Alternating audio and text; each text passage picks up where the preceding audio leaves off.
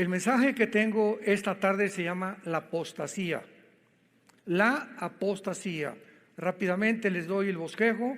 Voy a tratar en primer lugar de hacer un análisis de la geopolítica, de lo que está pasando en el mundo en 5 o 10 minutos. Va a ser importantísimo para que todos los que están dormidos todavía despierten y se den cuenta el mundo que estamos viviendo. En segundo lugar, voy a contestar la pregunta: ¿qué es la apostasía? Y finalmente, principales causas de la apostasía. Muy bien, veamos algunas condiciones del mundo rápidamente.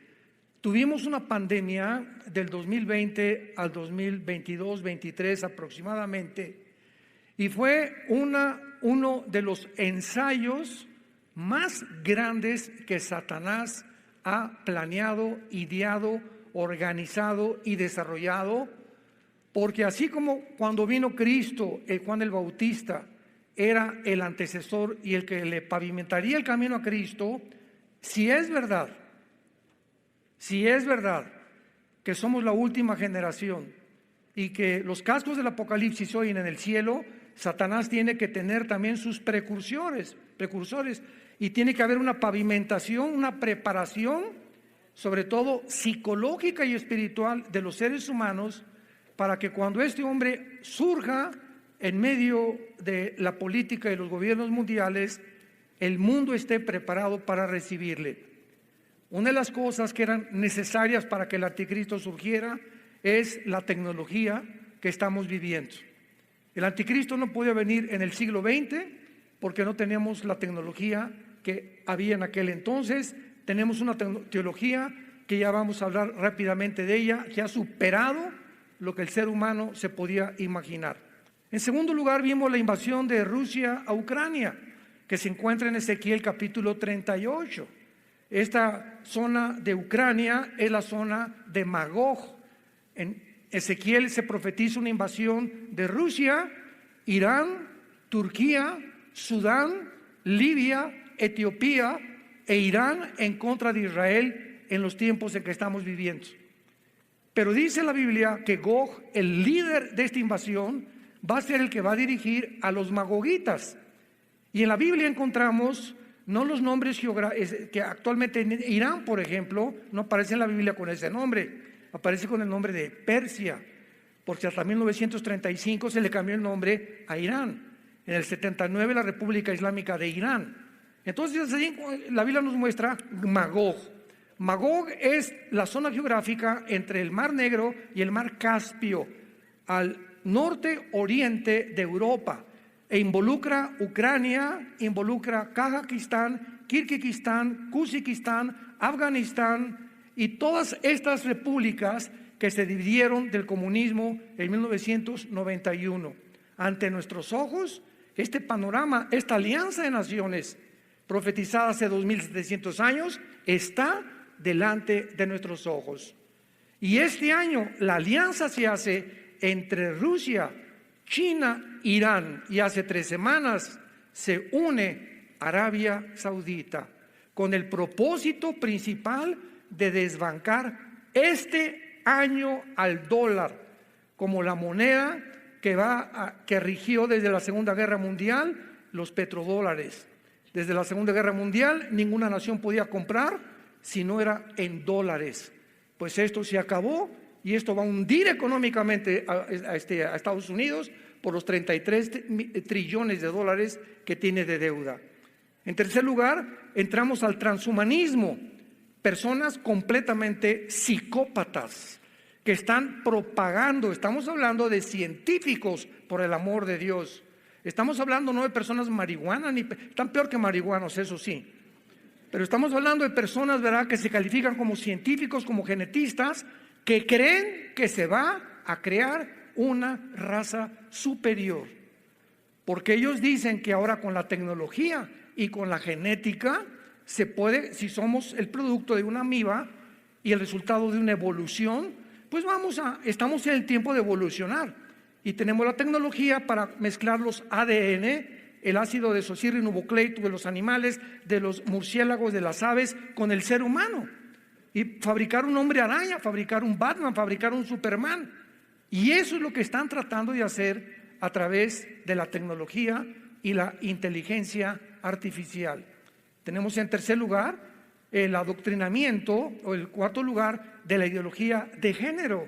Se ha comenzado a imponer en las naciones de Europa y ahora casi toda Latinoamérica, que vienen un grupo o una élite de personas multimillonarias que llegan a determinado país. ¿Cuál es tu deuda externa, Argentina? ¿Cuál es tu deuda externa, Colombia? Pues debemos $100 millones como un ejemplo.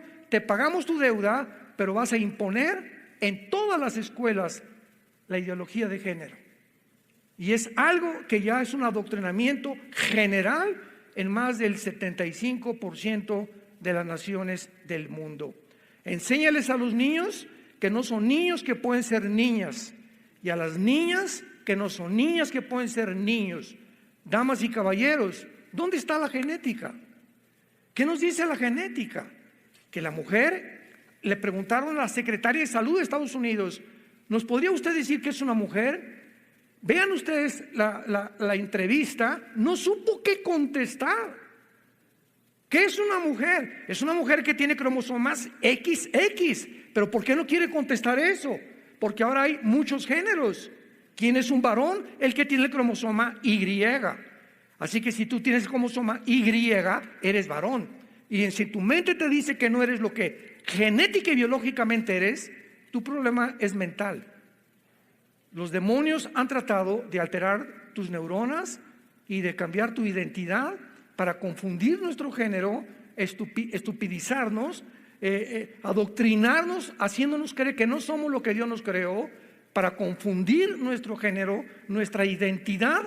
Y cuando un ser humano la pierde, el 65% de los operados en transgénero, ve las estadísticas en Estados Unidos, googléalo, se suicidan.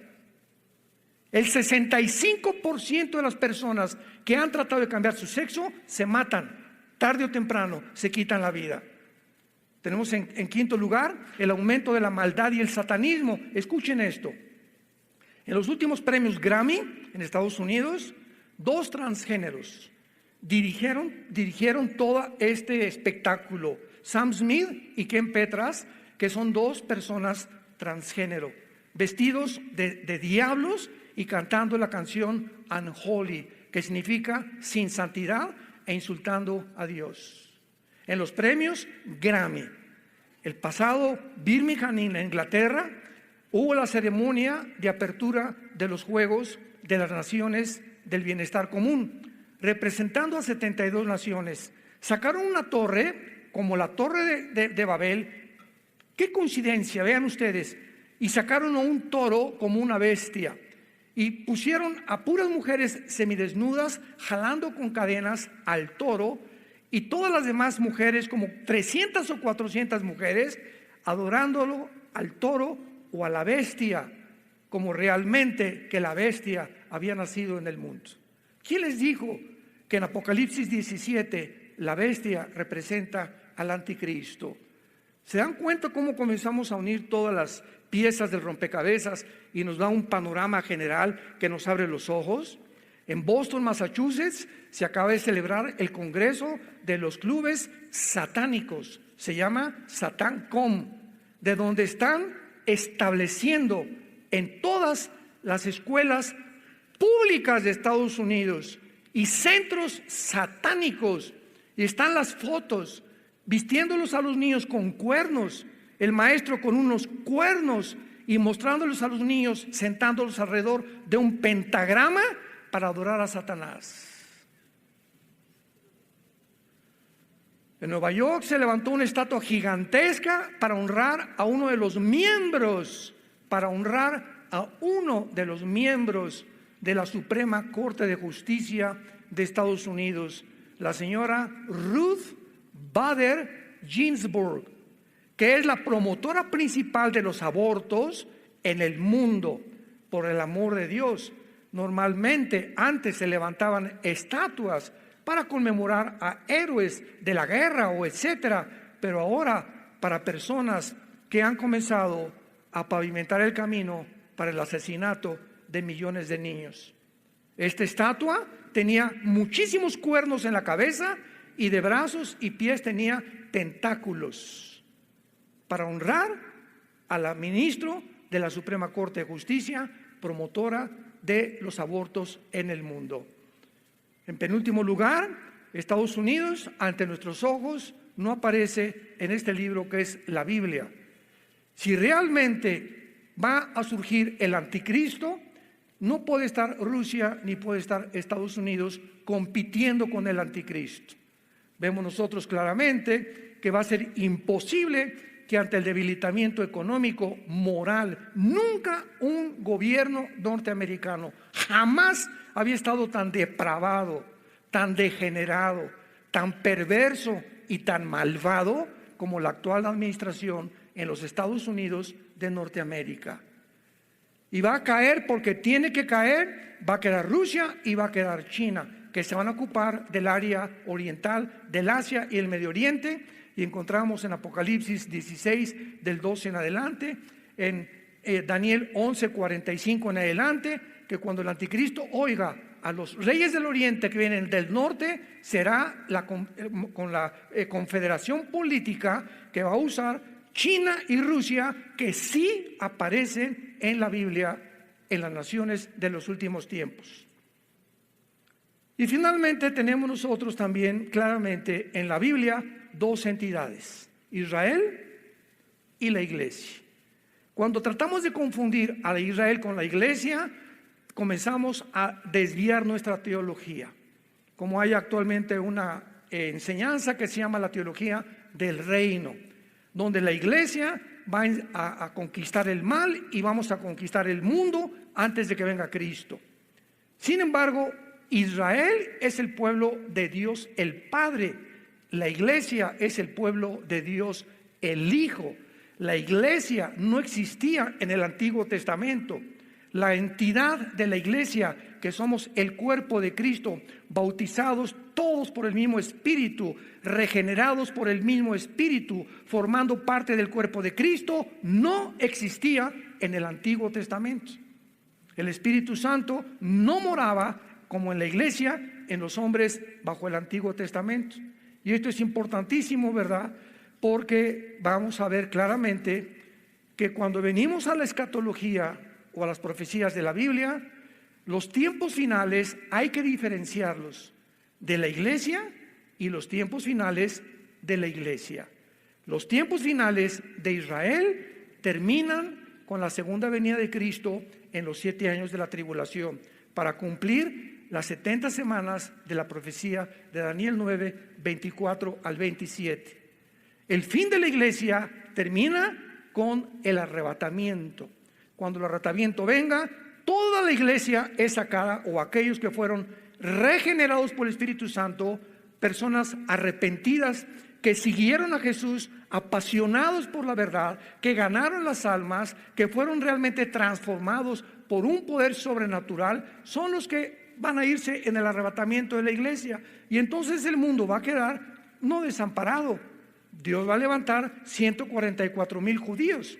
Apocalipsis 7, que son los encargados de terminar lo que la iglesia nunca terminó, porque la iglesia terminará en la apostasía. Y es el tema que quiero desarrollar a continuación. Este es un tema que es muy triste, porque es muy importante también entender que aunque sabemos que la iglesia las cosas en el mundo no van a mejorar. Las cosas van a empeorar para el mundo. Para los que seguimos a Jesús, el camino del justo es como la aurora que va en aumento hasta que el día es perfecto. Y cuando el mundo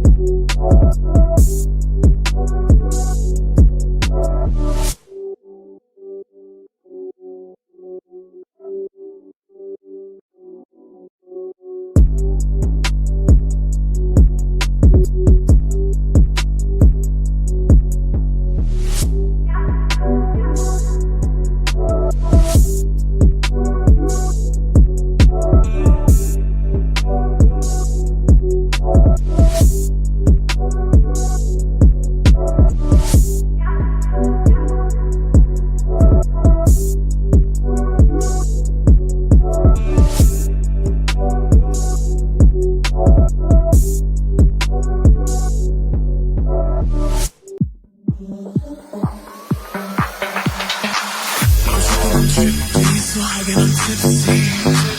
I'm dripping, I'm drippy, it's starting to hit me.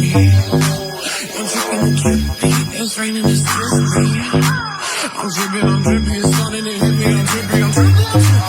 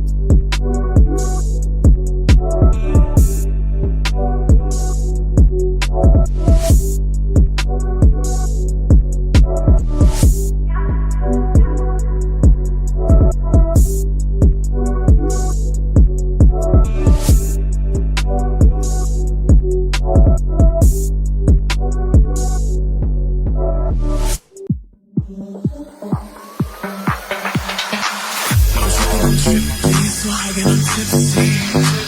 I'm dripping, I'm drippy, it's starting to hit me. I'm dripping, I'm drippy, it's raining, it's drippy. I'm dripping, I'm drippy, it's starting to hit me.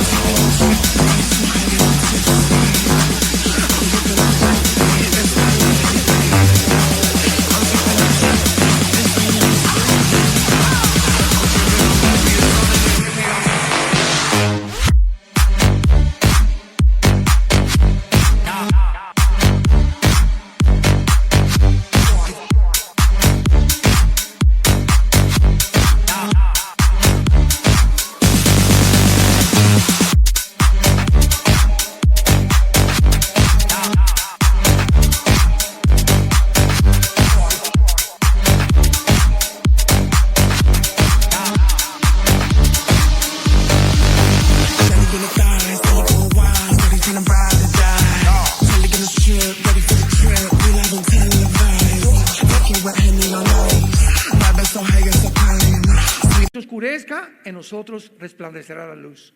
Esta es la importancia ahorita de traer este libro día y noche en el cuarto, en tu baño, en tu carro, meditarlo o estudiarlo. ¿Por qué? Porque es lo único que nos va a sostener en el mundo que vamos a enfrentar. Antes quiero decirles que la Biblia dice en Mateo 24:12 que el amor de muchos se va a enfriar. 1 Timoteo 4:1, el Espíritu dice claramente, sin lugar a dudas, que en los últimos tiempos muchos apostatarán de la fe. 2 Tesalonicenses capítulo 2, 3 y 4, porque quiero decirles, dice Pablo a Tesalónica, que el anticristo no va a aparecer. Antes tiene que venir la apostasía, el hijo de perdición, para que pueda aparecer y hacer su entrada al mundo el anticristo. Ahora, hay dos clases de apóstatas. Qué importante es esto. Dos clases de apóstatas. los que nunca fueron salvos y los que son salvos, pero que se apartan, cristianos que son cristianos y que se apartan temporalmente muchas veces del camino. Veamos claramente en el Evangelio de Juan capítulo 6, y vamos a tomar el principal ejemplo, que es Judas Iscariote. Dice Juan 6, versículo 64. Dice Jesús: pero hay algunos de ustedes que no creen, porque Jesús sabía desde el principio quiénes eran los que no creían y quién la había de entregar. Cuando Jesús comenzó a escoger a los apóstoles, Él no escogió a ninguno. El Padre le dijo: escoge a Pedro, a Andrés, a Santiago, a Juan, y a todos los que escogió Jesucristo sabía. Y cuando Él escoge a Judas, claramente lo dice el versículo 70. Jesús le respondió: no los he escogido yo a ustedes los 12, y uno de vosotros es el diablo. O sea, era deliberado el plan de Dios, que tiene otra explicación, que formaría parte de este grupo de personas que no estarían todos realmente con Jesucristo. Juan capítulo 17, versículo 12, la oración sacerdotal. Cuando estaba yo con ellos en el mundo, yo los guardaba en tu nombre, a los que me diste, yo los guardé. Y ninguno de ellos se perdió. Es la palabra apolumi, que significa ninguno de ellos fue condenado al infierno o destruido, sino el hijo de perdición, para que la escritura se cumpliera. Veamos ahora en la segunda carta de Pablo rápidamente también, que el apóstol Pedro nos explica claramente a estos apóstatas que nunca fueron salvos, pero que formaron parte de la iglesia como la cizaña que Satanás siembra en todas las iglesias del mundo. Segunda de Pedro 1 al 3. Hubo también falsos profetas entre el pueblo. Hubo en el pasado, escuchen, como habrá entre ustedes falsos maestros. O sea, en el pasado hubo falsos profetas, falsos maestros, que en la iglesia va a haber exactamente lo mismo, que introducirán encubiertamente herejías destructoras y negarán al Señor que los rescató, atrayendo sobre sí destrucción repentina, y muchos seguirán sus disoluciones. Está hablando de personas que pertenecen a la iglesia, por causa de los cuales el camino de la verdad será blasfemado. Y por avaricia harán mercadería de vosotros con palabras fingidas. Sobre los tales ya de largo tiempo la condenación, o sea, la poleia, la destrucción, el juicio final, no se tarda. Está diciendo el apóstol Pedro, estos que están en la iglesia, muchos como maestros, muchos como pastores, muchos como apóstoles, muchos como profetas, no son lo que son. Y están condenados al infierno porque entraron encubiertamente a tratar de desviar a la iglesia. Vean ustedes estas frases tan importantes. La condenación no se tarda. Luego en el versículo 9, serán castigados en el día del juicio. Versículo 12, perecerán en su propia perdición. Versículo 14, más duro, son hijos de maldición. Versículo 19, son esclavos de corrupción, porque el que es vencido por alguno es hecho esclavo del que lo venció.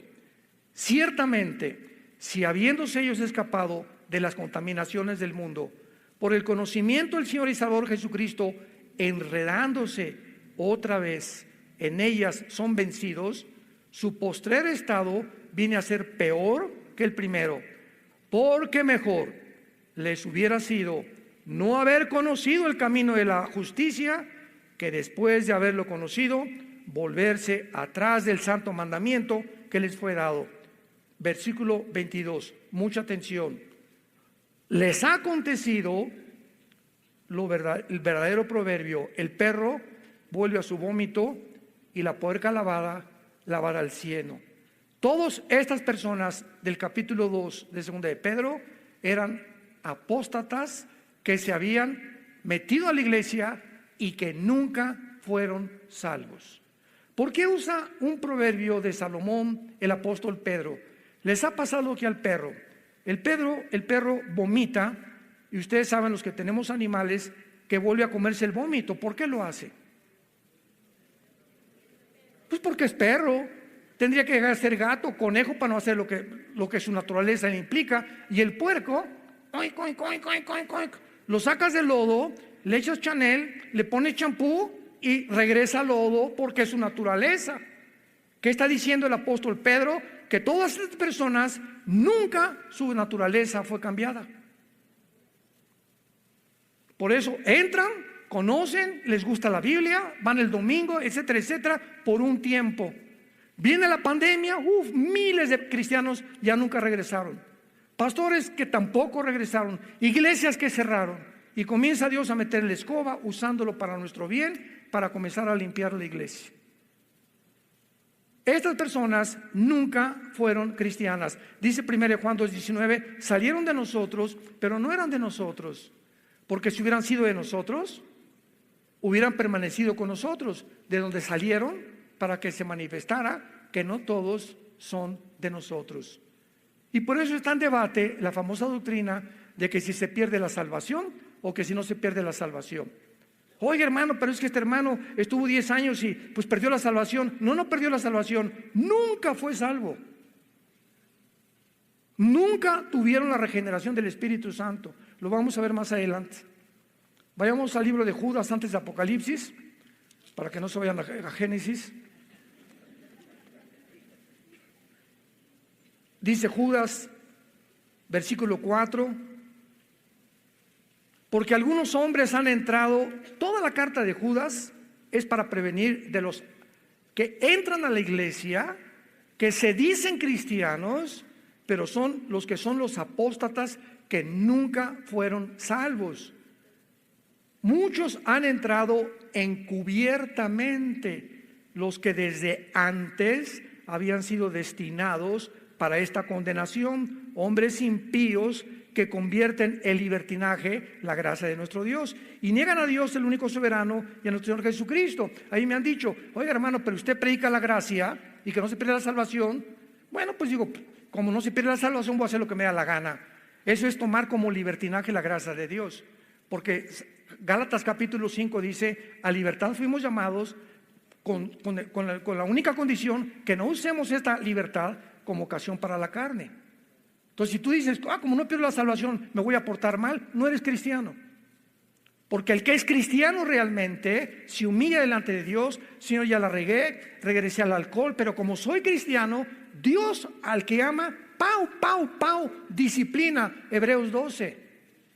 Y Dios azota a los que son verdaderamente cristianos. Dios no deja a un cristiano que se aleja 6 meses. Muchos, en mi familia yo tengo personas que caminaron con nosotros, se convirtieron con nosotros, y muchos se alejaron por X razones, pero regresaron y de la oreja, porque Dios los regresa al corral y métase otra vez al corral. ¿Por qué? Porque eran salvos. Pero si tienes ya mucho tiempo que te has alejado y no te ha pasado nada y sigues divirtiéndote, la Dolce Vita y por aquí y por allá, no es verdad que nunca fuiste salvo. Nunca hubo un arrepentimiento profundo en tu vida.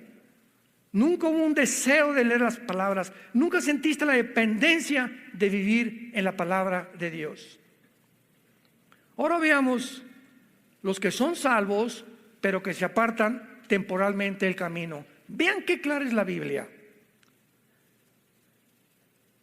Dice la Biblia en 1 Corintios, veamos un primer ejemplo, capítulo 5, de un muchacho, 1 Corintios 5, que vivía en fornicación con, parece que era su suegra, el chulis. Y Pablo se entera de que hay un muchacho en la iglesia donde los líderes no lo están disciplinando, ni lo han sacado de la iglesia, ni le han leído la cartilla y le han dicho, si sigues así, te vas de la iglesia. Entonces Pablo les manda una carta a estos líderes Y él, teniendo conocimiento de este caso, les dice el versículo 5, el tal sea entregado a Satanás. Escuchen, para destrucción de la carne, a fin de que el espíritu sea salvo en el día del Señor Jesús. Este muchacho iba a morir, pero como era salvo, iba a ser destruido, y vamos a ver que se llama el pecado de muerte. Lo vamos a demostrar en muchos versículos. El pecado de muerte es cuando un cristiano verdadero, estamos hablando de los que son regenerados, insiste en vivir en pecado y el camino de Dios es blasfemado por él, entonces Dios te lleva a casa antes de tiempo. ¿Qué quiero decir? Que hay cristianos que van a morir antes de tiempo porque nunca quisieron, como eran cristianos y Dios sabe que no se iban a arrepentir, prefiere llevárselos. Y allá nos vemos, y allá te voy a dar en el tribunal de Cristo tus buenos cueros. Esta persona no podía perder la salvación, aunque muriera como fornicario. Había caído en la fornicación, no se había arrepentido, pero como era regenerado, Dios se lo llevó. 1 Corintios capítulo 11. En la cena del Señor, los corintios la convirtieron en un bacanal y comenzaron a tomar el pan y la copa, el vino, como si fuera un juego, como si fuera una posada o como si fuera una fiesta.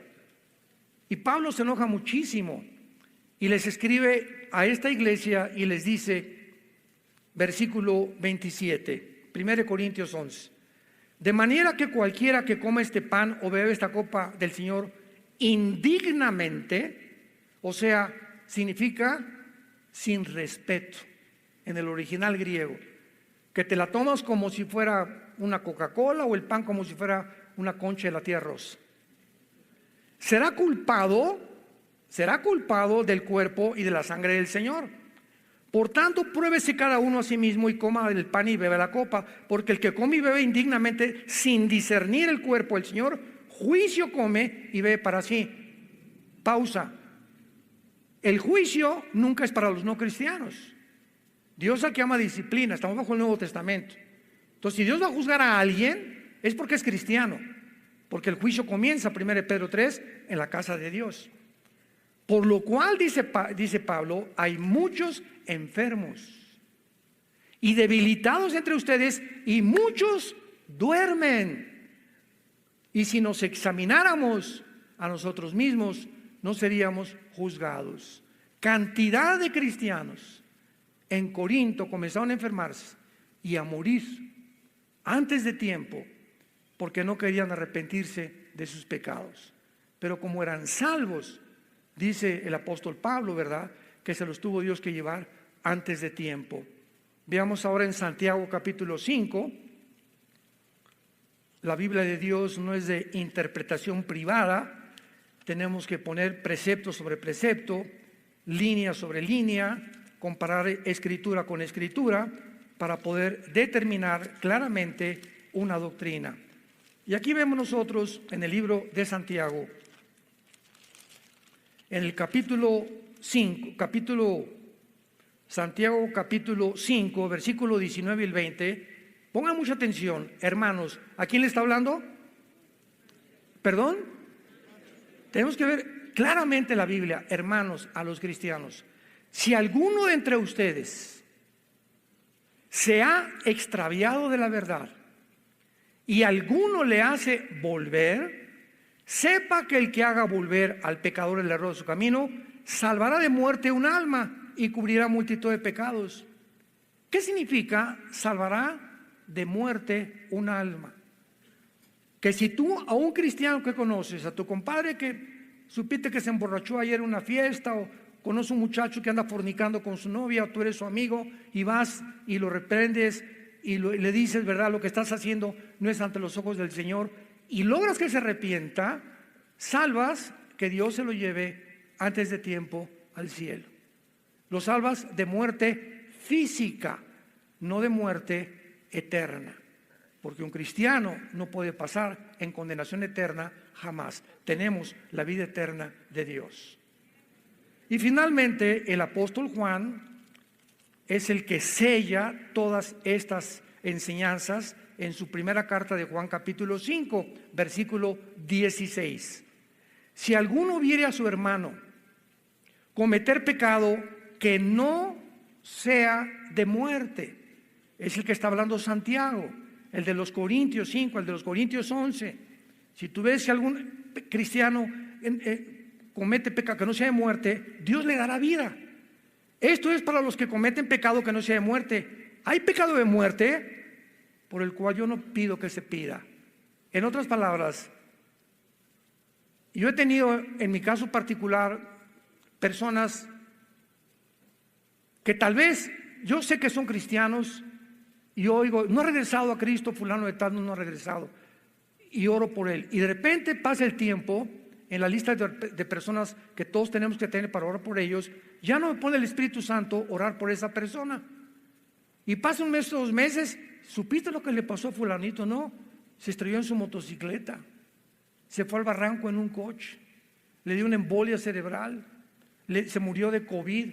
No significa que todos se mueran de COVID, significa eso, ¿verdad? Pero Dios cualquier cosa lo usa para llevarse a esa persona al cielo. ¿Por qué? Porque es preferible que Dios te lleve al cielo antes que sigas dando un mal testimonio al mundo diciendo soy cristiano y que vivas una vida doble.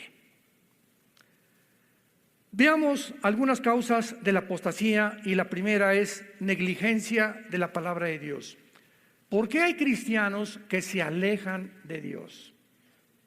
¿Por qué hay cristianos que comienzan? Porque la palabra apostasía significa alejarse de Dios, o alejarse de la verdad, o alejarse de la fe una vez dada a los santos. Es lo que es la palabra griega apistemi, con ph intermedia, apisteme, separarse, dejar el camino, en otras palabras, brincarte las trancas del rebaño y meterte al bosque donde están los lobos. No hay más que un destino, la muerte. Los lobos te van a comer, el mundo te va a comer. Entonces hay cristianos, ¿verdad?, que comienzan a tratar o se brincan las trancas simplemente porque no han entendido que este libro nos fue dado para sostenernos. No solo de pan vivir el hombre, mas de toda palabra que sale de la boca de Dios. Yo antes de ser cristiano comía porque es alimento a mi cuerpo, bebía porque es alimento a mi sangre. Entonces me sostenía físicamente del alimento físico. Pero ahora que soy cristiano, nunca me imaginé, porque la Biblia me revela que somos espíritu. Espíritu, sí, aparte de tu alma tienes un espíritu. Y ese espíritu necesita alimento. Y es la parte más importante de tu vida. Y el único alimento que hay para nuestro espíritu es la palabra de Dios. Entonces, si tú dejas de alimentarte con esto, ¿qué pasa? Te comienza a marchitar. Comienzas a tener ideas que no tenías antes. Comienzas a ver mujeres que no deberías de ver. Comienzas a ceder a las tentaciones de tu novio que te está acariciando y se pasa con las caricias y no le das una bofetada y le tumba los dientes. Comienzas a hacer cosas con tus amigos, con tus compadres, a ir a fiestas que no deberías ir, a discos que no deberías ir.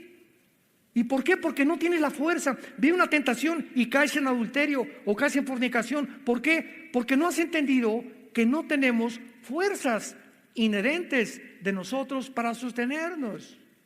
Somos demasiado débiles. Han hablado los conferencistas de esta situación.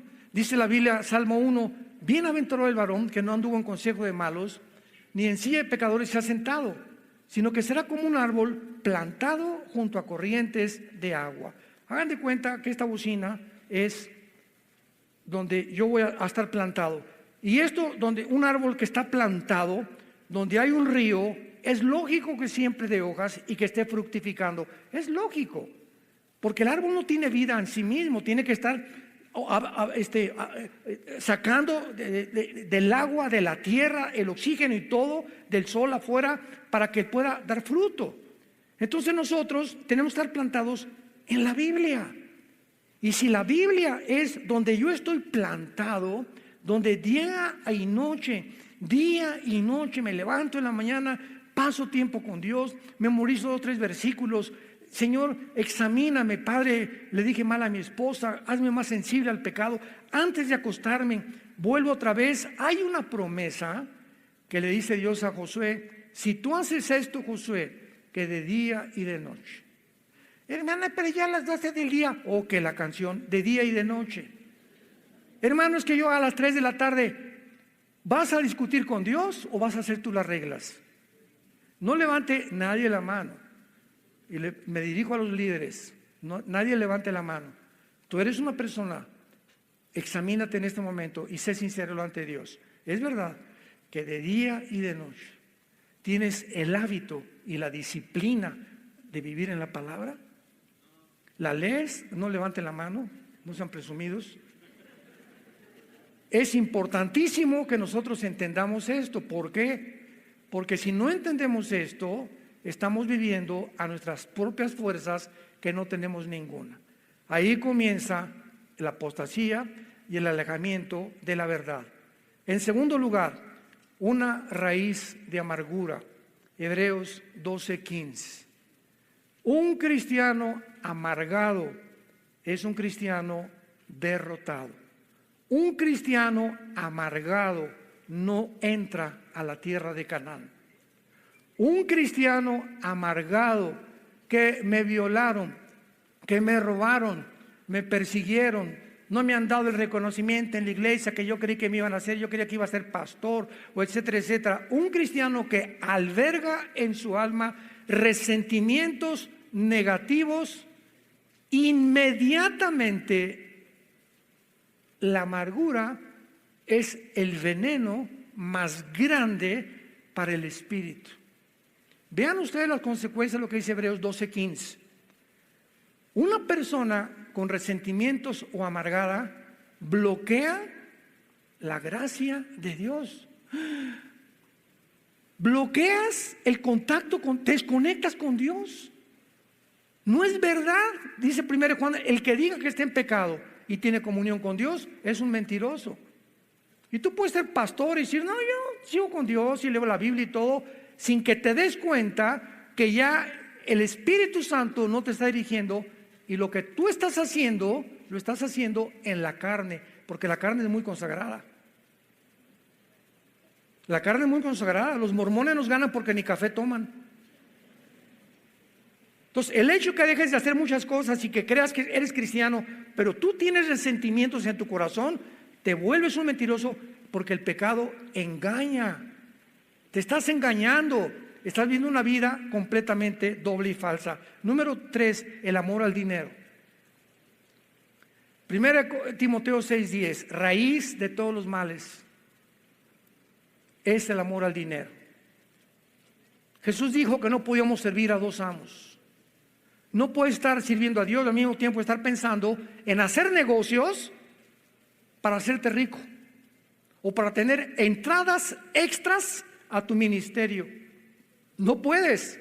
Ninguno que milita, según de Timoteo, no se enreda en los negocios de la vida.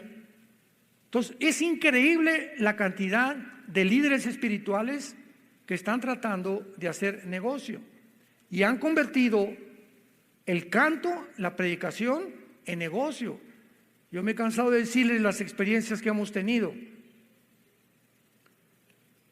Me han hablado para invitarme a diferentes partes, diferentes naciones, y una vez me dijeron, queremos que venga usted a esta cruzada, me reservo el nombre también de la nación y de los pastores, y me dijeron, hermano Alducin, queremos usted aquí 3 días, ¿cuánto nos va a cobrar? Así me preguntaron el presidente de la alianza, una muy famosa aquí en Latinoamérica. Le dije, ¿de qué me está usted hablando? Sí, ¿cuánto nos va a cobrar usted? ¿Y quiere usted hotel 5 estrellas, una limusín que lo recoja, queso con uvas en la mañana para desayunar y que tenga 2 damas que la acompañen a todos lados? Le dije, bueno, ¿qué soy? ¿Ricky Martin? Oye, hermano, le dije, mire, yo no sé por qué usted me ofrece eso, pero que quiero decirle algo. Yo no voy para que ustedes me den. Si después de mis servicios, si ustedes me pagan mi avión y mi hotel y mi comida, estoy contento. Y si me quieren dar ofrenda, dénmela. Y si no me dan ofrenda, me regreso igual de contento a México, porque no dependo de ustedes, dependo de aquel que dice: no te dejaré ni te abandonaré.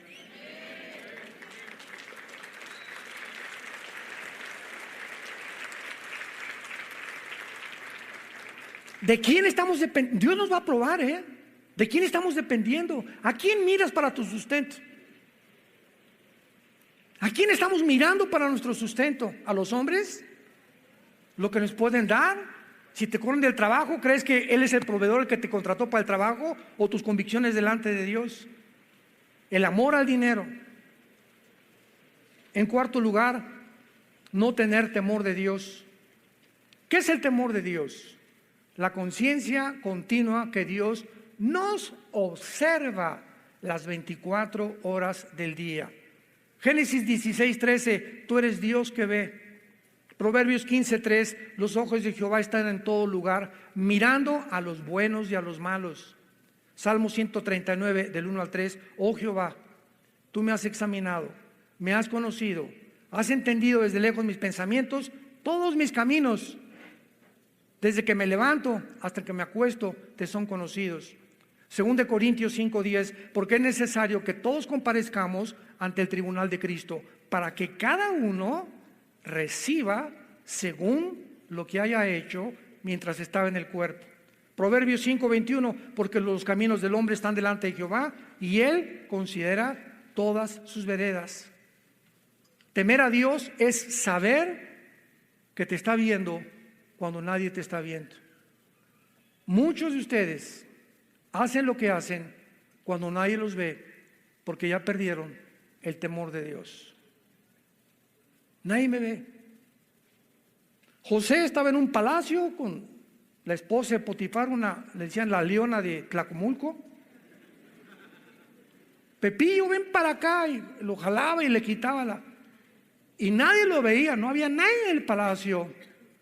Y José responde: ¿cómo había yo de meterme contigo y perder el temor de Dios?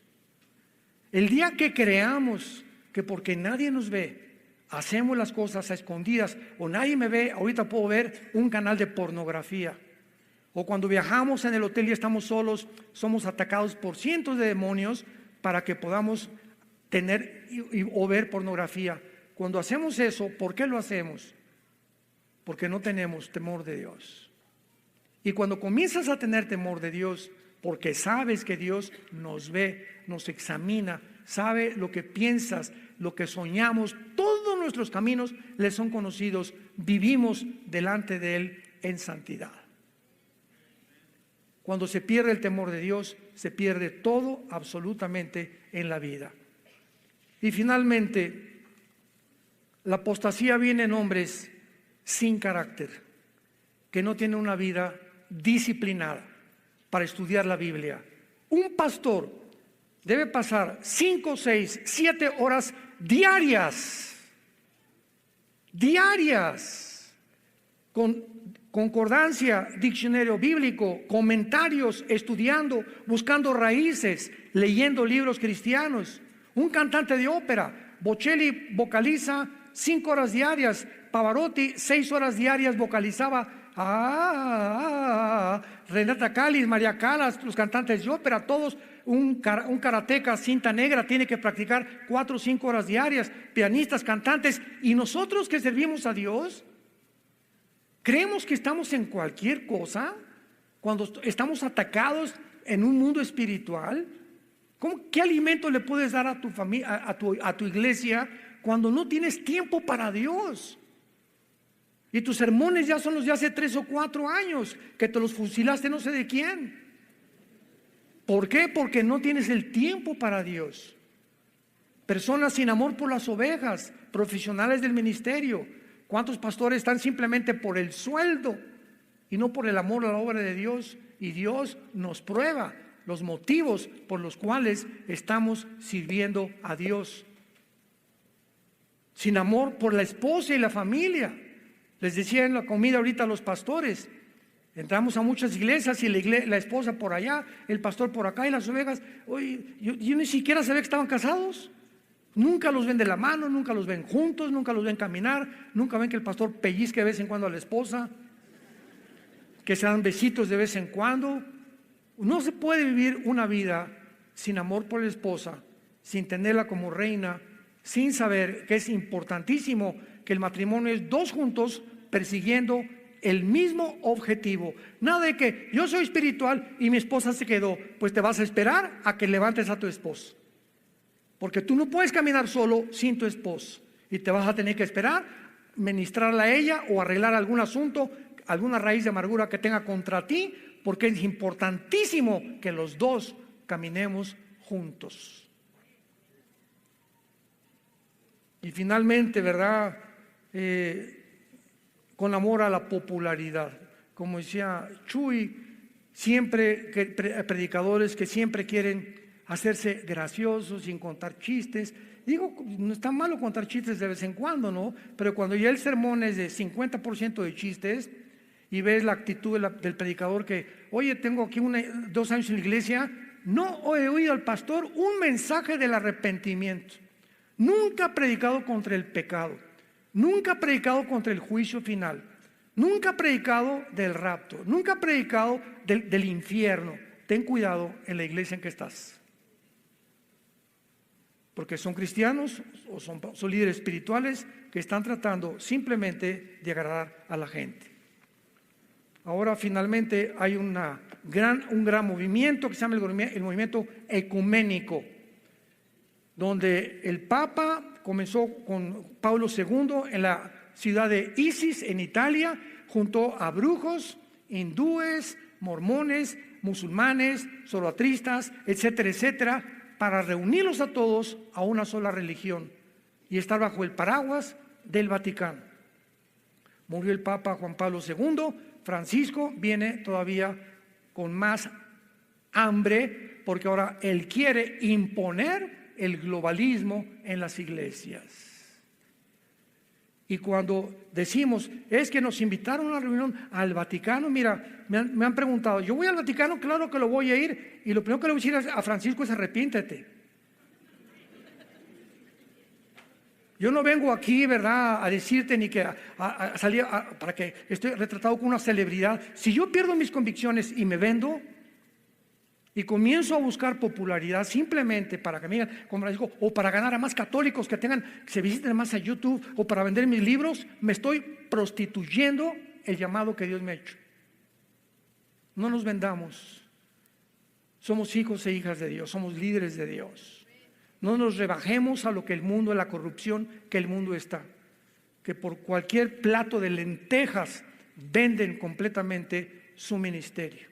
Y fuimos llamados para vivir en la verdad, ser apasionados por la verdad, morir por la verdad y predicar el evangelio, predicar la palabra de Dios. Oremos.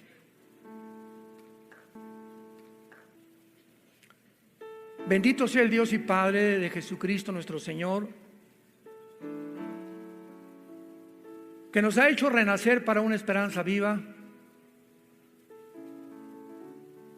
que nos ha santificado mediante el Espíritu Santo, salpicados con la sangre de Cristo, para obedecer la fe, para obedecer la verdad.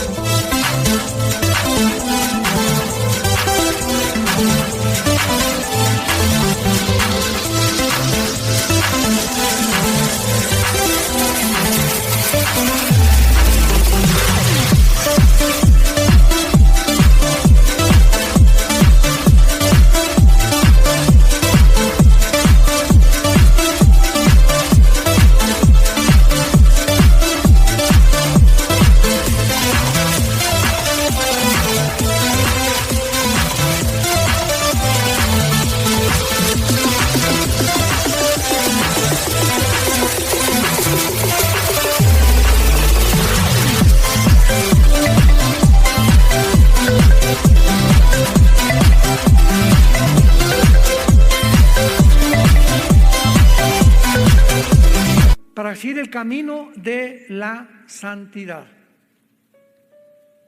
Y si me invocáis, dice el Señor, si me llamas Padre, es importante que andes bajo el temor durante todo el tiempo de tu peregrinación. Siempre recuerda el enorme, incalculable precio que hizo mi hijo en esa cruz. Fue crucificado, fue enterrado y fue resucitado a los 3 días. Despreciado y desechado entre los hombres, varón de dolores, escondimos de él el rostro, fue menospreciado y no le estimamos. Mas ciertamente llevó él nuestras enfermedades, llevó nuestros dolores. Nosotros le tuvimos por azotado de Dios, herido y abatido. Mas él, como una oveja, no abrió su boca. Como una oveja fue al matadero, para que en esa cruz pudiéramos comprender la enormidad de la altura y la profundidad y la anchura del amor que tiene Dios por cada uno de nosotros.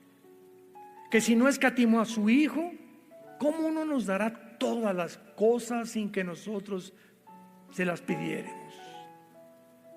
Gracias, Señor Jesús, por tan grande sacrificio, por tu sangre preciosa que nos limpia de toda maldad. Y en esta tarde hay muchos de ustedes que me escuchan o a través de los medios de comunicación y redes sociales, que tal vez nunca en tu vida te has arrepentido, nunca te has dado la media vuelta para volver en contra del camino que llevas hasta este momento. ¿Por qué no lo has hecho? Porque para que tengas el poder de volverte a Dios, necesitas arrepentirte. Y si Dios ve tu arrepentimiento y le dice: Señor, ya no quiero seguir haciendo lo que estoy haciendo, ya no quiero seguir el camino en el que estoy caminando, ayúdame, ten misericordia de mí, pecador. Dios, que es grande en misericordia, te abre los brazos y te dice: ven, acércate a mí, que soy manso y humilde de corazón, y vas a encontrar descanso para tu alma. ¿Qué tengo que hacer? Me preguntarás. Si en esta noche puedo yo arreglar mis cuentas con Dios. Número 1, arrepiéntete de tus pecados. Cree que en esa cruz Cristo pagó por ti con su sangre preciosa y que a los 3 días resucitó de entre los muertos. Y dile estas palabras con todo tu corazón: Señor mío y Dios mío, perdóname.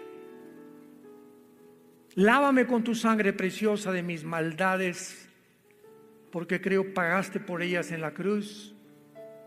Y como creo que resucitaste, Señor Jesús, te pido en este instante que entres a mi vida. Te recibo como mi Señor, como mi Salvador de mi alma. Y viviré tranquilo de aquí en adelante por saber que el día que yo muera, de cualquier cosa que tú me llames, moriré en paz. Porque tus ángeles me estarán esperando al pie de mi cama para reunirme contigo por toda la eternidad. En el nombre de Jesús. Amén.